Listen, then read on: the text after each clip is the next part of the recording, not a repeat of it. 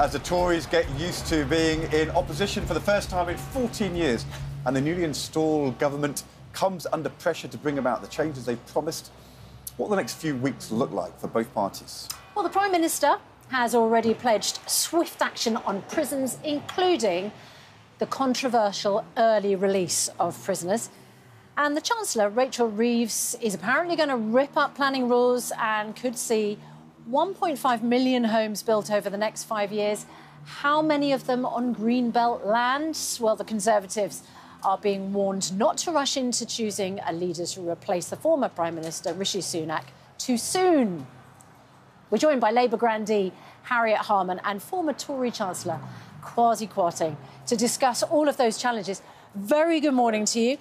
And am I saying congratulations? Are you now Baroness Harman of Peckham? Yes, I am. Thank you. Oh, congratulations. Thank you. I can't remember your history on the House of Lords. Did you want it to be reformed, abolished? Are you happy to be going into... Well, I'm a turkey going in to vote for Christmas. Yes, you don't want the House of Lords to exist. Well, you know, the idea that people get appointed, draped in ermine, and then have a say in legislation, I mean, it's problematic, put at the least. And yet you're doing it. But you are going to be draped in ermine. I'm sacrificing myself in order for the greater good. But actually, Keir Starmer will have to appoint more peers because actually, at the moment, the House of Lords is dominated by Conservatives and they can't put a brake on the democratically elected House of Commons and stop government business getting through. But that is just transitional. Yeah. But really, it's just all about the joy of the government, isn't it, really? It is, but can I just ask on the House of Lords, when you say you're a turkey voting for Christmas, are you actually at some stage going to say we need to vote to abolish the House of Lords? Is that what this government might at some stage do? First off, there's going to be an age limit, so you can't carry on after 80. Right. Secondly, they're going to get rid of the hereditaries that are left. Those are people who are just in the House of Lords by virtue of being born into that family. And then they'll be looking at what the alternatives could be, because I think lots of people agree that the House of Lords is unjustifiable, but the difficulty is what you replace it with. But I think that the main thing they're going to be getting on with is all the things on the economy and the health service and our schools and Indeed. And what energy. And what is the thing that you are most concerned about? Because it's all very well, isn't it, on one side of an election to be campaigning enthusiastically for something, and then all of a sudden, Monday, first proper week in government, we hear that the Labour government may let out prisoners who are serving 4-year sentences or less, but may let them out of prison without even serving half of that sentence. And suddenly, wham, in your face is the reality of some pretty unpopular policies. Well, there's a lot of very big and very immediate concerns. For example, the potential loss of all the steel jobs in Port Talbot, as well as the prisoner release. Those are immediate things. But I'm not concerned about it because I think that the Cabinet will have known in advance that that was the case and have plans to deal with it. And certainly in terms of prisoner release, you know, you simply cannot have a situation where our prisons are dangerous and unmanageable and people are locked in their cells and become ever more violent. But I think the appointment of the new prisons minister, focusing on rehabilitation so that people don't come out of prison, commit more crimes and then end up back in prison. We've got to break that cycle. And also, it is ridiculous the number of women we send to prison who are not a threat to public safety. It's a terrible thing for their children as well when they're in prison, so they should be punished but not in prison. Kwasi Kwarteng, a new Chancellor, Rachel Reeves, her first speech today. You, I guess, like me, have a little bit of jealousy. How exciting to be a newly appointed Chancellor. What advice would you give her? Well, I'm not sure. And also, when she says today, as I believe she's going to, that she's going to reform the planning system, to get the houses being built, restore the targets, to get growth going. As a former Chancellor, aren't you sort of a bit jealous that you weren't able to do that when you were Chancellor? Well, I was there for a very short time, as you remember, and I think it's hugely exciting for her. The one thing that she has is a majority, a parliamentary majority, and that really means that she's enabled, and Sir Keir is enabled, to actually do what they want to do over a longer term. The thing that we had was that we had this endless leadership contest. We were thrust into a position, and we tried to do too much too quickly. And I think that's the fundamental thing you can't do. But at the same time, you want to get a sense of momentum.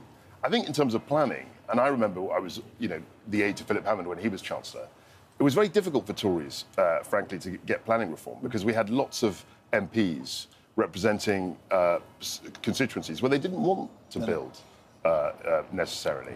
And there was always a constituency, especially I remember when Theresa May was Prime Minister, that resisted any planning reform.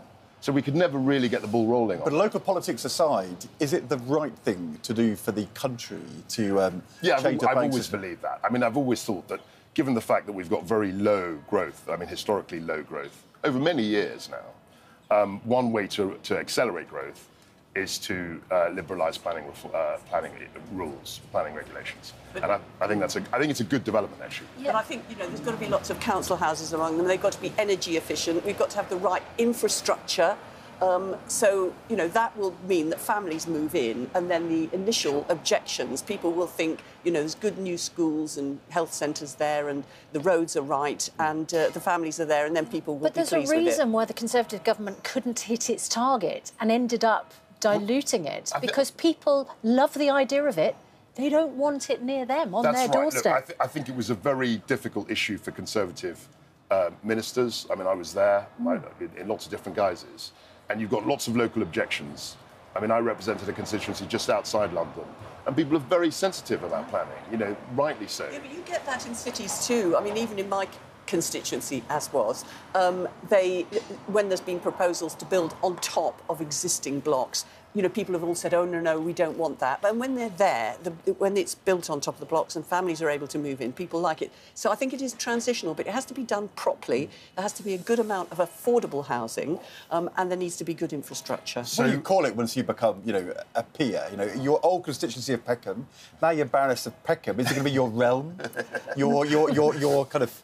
Well, I'm in transition because it's now, being looked after by the exceptionally excellent Miatta Fahnbulleh, and she is going to be an amazing MP. And I was, to begin with, I thought my nose was going to be a bit out of joint, and everybody was going to say, "Oh, Miatta's so much better than that Harriet Harman." But now I've decided to just bask in her reflected credit and regard her as my legacy. Can I ask you one thing about the future for you and what should happen? Speculation that you might become chair of the Equalities and Human Rights Commission. You, of course, brought in the Equalities Act in the Labour government just before 2010.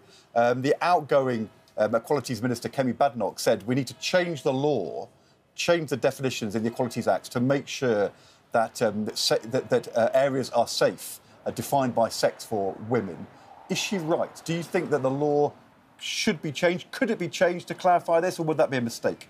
No, I don't think it does need to be changed, but I certainly think it needs to be clarified. But I think, above all, we need to stop having a war on this issue. I think most people want women's rights, and they certainly want safe spaces for women, and that is in the law. But they also don't want discrimination against trans people, and there is terrible discrimination and often attacks on trans people. So then rights need to be protected too. So I think we just need to stop using it as a culture war, as a wedge issue to try and divide people, and actually take a common sense position and bring people together. And I think we can do that.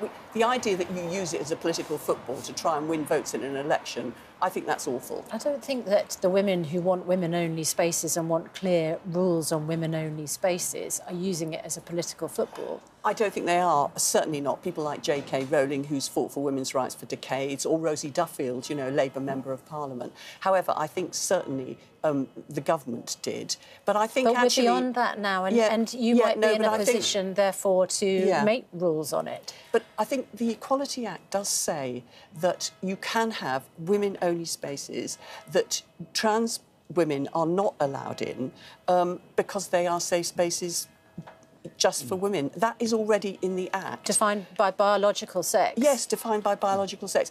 But there's been a lot of confusion about that, and that's undermined the confidence of some people running rape crisis services or refuges. So we need clear guidance which says, look, in certain circumstances where you're running a safe space for women, you can keep it single-sex for biological women, and then that will clear it. And I think that then we'll, just move forward on the basis we protect women who have suffered from domestic violence, but we also protect trans people. We're quite short of time, but just quickly, because it's such a special couple of days, all these new MPs arriving from all over the country. Thinking back to your first day as a Member of Parliament, what do you remember most? What advice would you give to the new arrivals? I think it's incredibly daunting, because you've fought a campaign for weeks, maybe years, to get into that place. And when you finally arrive, there's a kind of sense of unreality. You can't quite believe that that's where you are.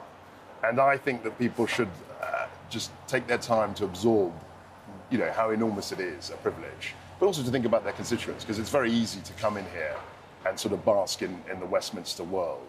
But actually you can forget, who the people are that voted you in. Well, I think as soon as you're elected, you are the one and only MP for that constituency, and that is incredibly important. And I think coming to terms with that and recognising that you've got to be in a leadership role for your constituency is really important straight off. A lot of them will never have been to Westminster before, but they've got to recognise they've got to step up straight away. I think one of the interesting things as well is there's more women in the House of Commons than ever before, 264, and I hope they all gang together across the different parties and have a bit of a woman's subversion and crack on with things like childcare, domestic violence, equal pay, which they can do with the record number of women we've now got in the cabinet. Your experience was slightly different because you came in on a by-election. That's right. Which must be quite interesting. I mean, we came in, when I came in, there were 140 other new Tory MPs. I mean, it was like almost the first day of school. like a freshers' week. They say it's like university, that you make friends in your first week and then have to spend the next year trying to get rid of them. Is that true for MPs too? I think there are one or two instances of that. Generally not the case. For Tories, it's probably who you nominate in the leadership election. Yeah. You get signed up this week and then you regret it for years. Kwasi, who is going to be the next leader of the Conservative Party? From different wings of the party. Who would you like? I like Tugendhat, I like Jenrick, I like Badenoch, I like Victoria Atkins, I like all of them. Eclectic. Yeah, they're all your favourites. Well, they're all good people. They're all people I've been friends with. You didn't mention Suella Braverman. Well, Suella's also a good friend. And who would Labour? Let's see. And who would Labour fear most, do you think? I think actually it's good for Labour to have a strong and coherent opposition, but actually I don't think we're going to see that for quite a while. And that is a challenge for Keir Starmer, because he's got to be magnanimous and he's got to recognise that even if there's not an opposition, he's got to reach out to people who don't necessarily agree with him and listen to their views, because people don't like arrogance. I think that's 100% right. He's got to take all the House in. I'm sure he will, but I think you've got to take the whole House. Just one woman won't be there. Liz Truss, we talked to you about her, of course, on Friday. Any more contacts? So I don't know. Well, we've exchanged one or two WhatsApps. I don't know what her plan is. I know that there's a popular Conservative launch, I think, in a couple of days. Right. Which she might be at. But let's just see where we are. I think the Tories are going to, in the short term, make themselves completely irrelevant. And that's why it's all the more important that Keir Starmer reaches out to other organisations and things who don't necessarily. But that happens in opposition. I mean, whenever the new government, the whole attention of the media is on the new government, and people aren't really that interested in what the opposition is doing. But we're not going to see a comeback from Liz Truss, are we? Let's see. Or from Kwasi Kwarteng? Let's see. I mean, can't rule anything in or out. I mean, I'm concentrating on other things. Kwasi, thank you very much indeed, and Baroness Harman of Peckham. Thank you very much. Harman of Peckham.